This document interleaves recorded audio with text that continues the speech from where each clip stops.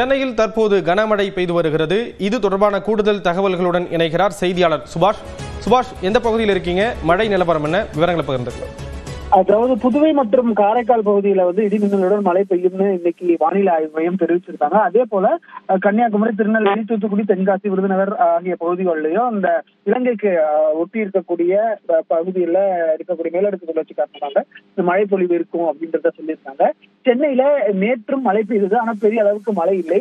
இன்று காலை விட்டு மழை பெய்த நிலையில் தற்போது மாலை நேரம் 4 மணிக்கு பின்னராக மழை பொழிவானது தொடங்கி இருக்கிறது. கனமழையாக இருக்கிறது. ஆனால் சில நிமிடங்கள் மட்டும்தான் நீடிப்பதாக இருக்கிறது. அதன் பின்னராக மீண்டும் மழை இல்லாமல் சூழல் இருந்தது. ஆனால் தற்போது இந்த மழையின் அளவானது அதோட டென்ஸ் கொஞ்சம் ஜாஸ்தியா இருக்கு.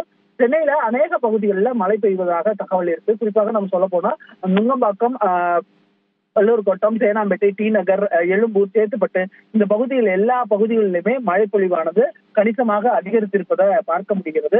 இப்பொழுது இருக்கக்கூடிய பிரச்சனை என்னவென்றால், மழை பெய்யக்கூடிய இந்த மாலை நேரம் என்பது அலுவலகம் முடிந்து வீடு திரும்புவதற்கான நேரம்.